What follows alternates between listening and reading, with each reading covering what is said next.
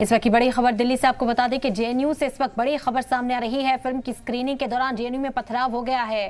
The Sabarmati report की screening चल रही थी। एबीवीपी ने लेफ्ट स्टूडेंट्स पर लगाया इल्जाम। एबीवीपी ने कराई थी फिल्म की स्क्रीनिंग और इस फिल्म की स्क्रीनिंग के दौरान पथराव की खबरें इस वक्त सामने आ रही है। जेएनयू से इस वक्त की बड़ी खबर आप तक पहुंचा रहे हैं। पत्थरबाजी का मामला जेएनयू में पेश आया, जिसके बाद हालात कशीदा होते हुए नजर आए हैं।